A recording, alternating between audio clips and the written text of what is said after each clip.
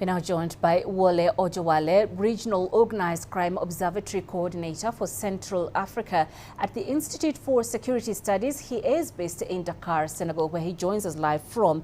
Mr. Wole, what are your thoughts about the decision by ECOWAS to activate a standby force for possible deployment in Niger? Thank you so much, Penina.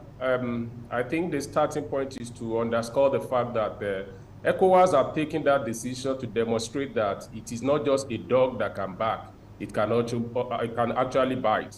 Looking at the experiences of how the negotiation has become protracted in Guinea, in Mali, Burkina Faso, and to the newcomer in the bloc now, the junta in Niger.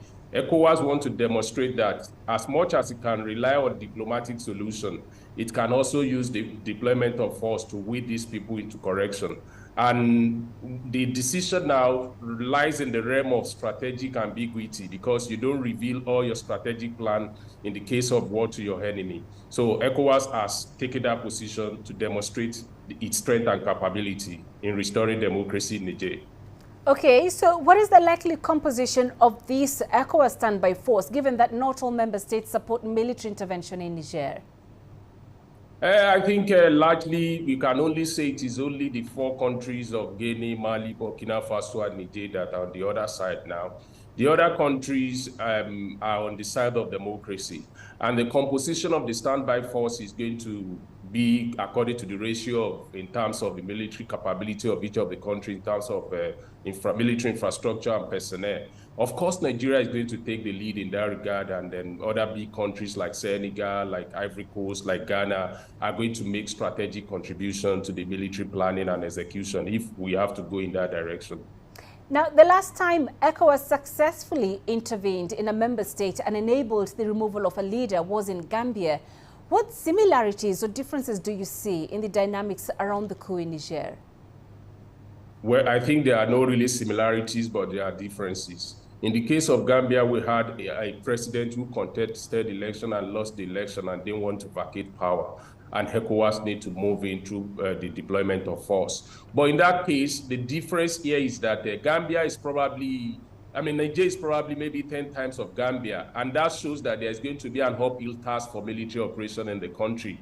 When you look at the relative success and the fact that there was really no military pushback in the case of Gambia. But this time around, there's a pushback. And 2 to 3 other countries are also now, demonstrating military solidarity. In the case Niger is attacked. So that creates a convoluted state that is really, really complex for military operation as it stands now. Right, we've had Mali and Burkina Faso say that should ECOWAS send a military force in Niger, they will consider it an act of aggression. So if these 2 countries, Mali and Burkina Faso, rally around the coup leaders in Niger as pledged, what risks will the ECOWAS standby force have to deal with? ECOWAS will have to deal with the complexity of having to combat 3 to 4 countries at a go. When you look at the stretch of the coup belt now, from Guinea to Mali to Burkina Faso and Niger, that is a very vast expanse of land if they have to go in the direction of military operation.